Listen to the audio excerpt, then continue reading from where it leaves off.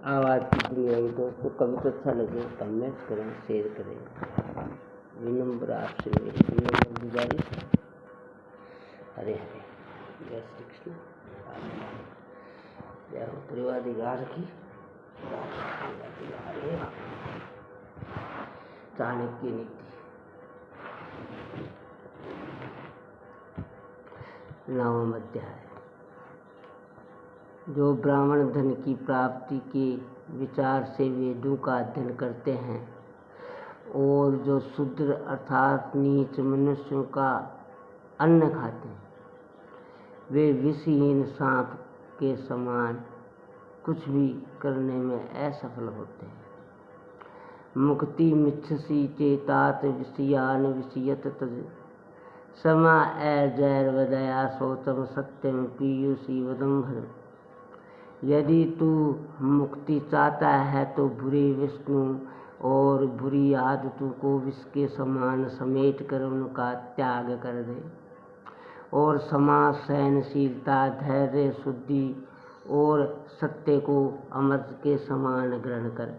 चाणक्य कहते हैं कि यदि तुम्हें मुक्ति की इच्छा है तो विषय भोगों को विष के समान समेट कर उनका त्याग कर देना चाहिए और सहनशीलता, धैर्य, विनम्रता, ईमानदारी, उदारता, दया, पवित्रता और सत्य को अमृत के समान समझकर पी लेना चाहिए, अर्थात उन पर आचरण करना चाहिए। मनुष्य को मोक्ष की प्राप्ति के लिए दुर्गुणों की समाप्ति कर देनी चाहिए और सहनशीलता, दया, क्षमा और शुद्धि आदि की भावना को अपनाना चाहिए। इन्हीं बातों से उसका जीवन सफल हो सकता है, इससे मोक्ष की प्राप्ति हो सकती है।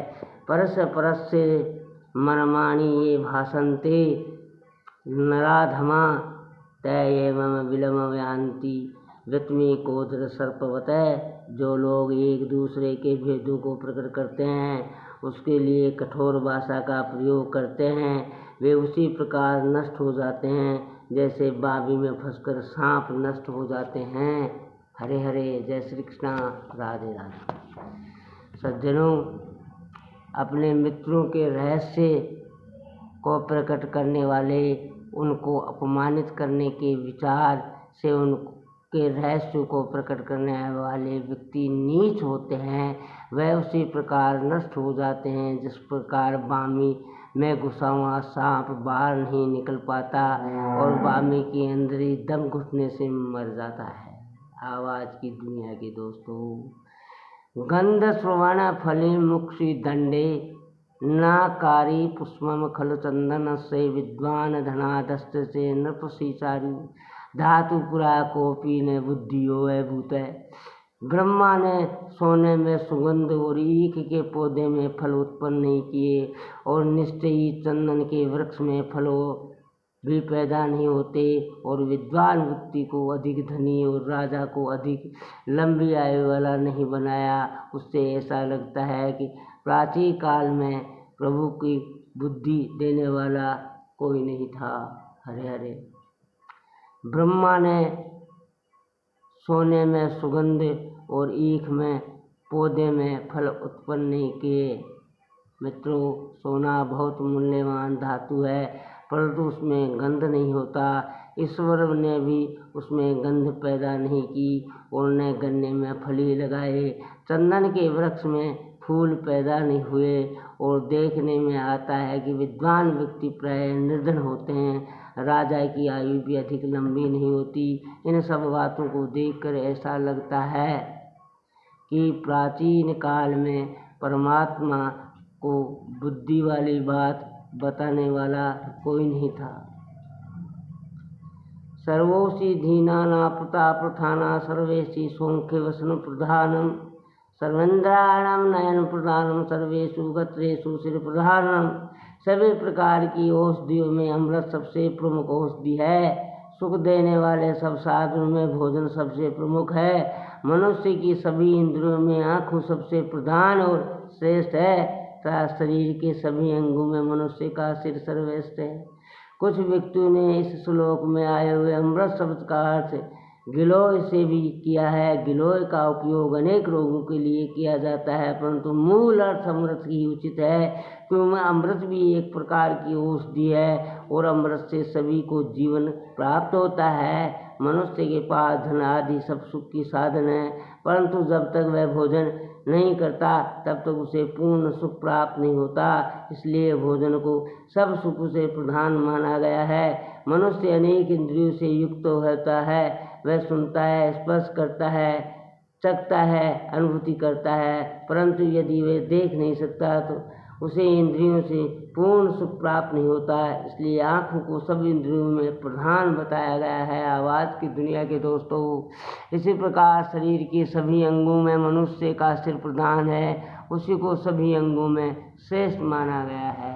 आवाज़ की दुनिया के दोस्तों, सत्संग प्रेमियों, माताओं, भाइयों, बहनों, दूतो न सचरित खे न चले चवार्यता पूर्व न जल पृथ्वी न चह समो अस्ति व्योमेन स्थिर विसंग्रहणम प्रसन्ते जानाति यो द्विजवर से कथुन विद्वानम। आकाश में किसी दूत का जाना संभव नहीं और वहाँ किसी से किसी प्रकार की बातचीत भी नहीं हो सकती, परंतु जिस श्रेष्ठ ब्राह्मण ने आकाश के सूर्य और चंद्रमा के ग्रहण की बात बताई है उसे विद्वान क्यों न माना जाए। हरे हरे। विद्यार्थी सेवक पान सुबास्तो भयाकात्र भांडारी प्रतिहारी से सप्त सुपानो प्रबोधयत है। विद्यार्थी सेवक, मार्ग में चलने वाला, पथिक यात्री, भूख से पीड़ित और डरा हुआ व्यक्ति और भंडार की रक्षा करने वाला द्वारपाल यदि अपने काम में सो रहे हो तो इन्हें जगा देना चाहिए। सज्जनों, यदि विद्यार्थी सोता रहेगा तो विद्या का अभ्यास कैसे करेगा। मालिक यदि सेवक को सोता देख लेगा तो उसे नौकरी से पृथक कर देगा।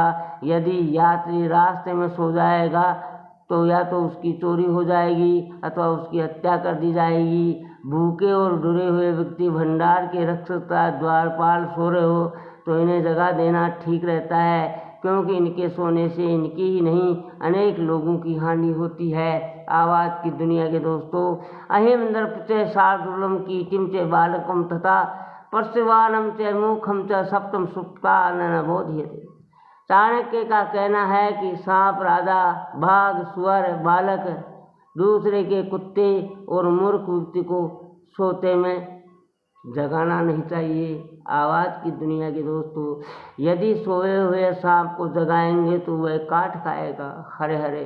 सज्जनों, इसी प्रकार सोते हुए राजा को जगाने पर वह क्रोधित होकर हत्या का आदेश दे सकता है। बाघ आदि हिंसक पशुओं को जगाने का क्या परिणाम हो सकता है, ये सब जानते हैं। सोते हुए बालक को जगाएंगे तो मुक्ति खड़ी कर देगा। इसी प्रकार दूसरे व्यक्ति के कुत्ते और मूर्ख मनुष्य को जगाना नहीं चाहिए, उनके सोते रहने से ही शांति रहती है। आवाज़ की दुनिया के दोस्तों, सत्संग प्रेमियों, सब्सक्राइबर फ्री है।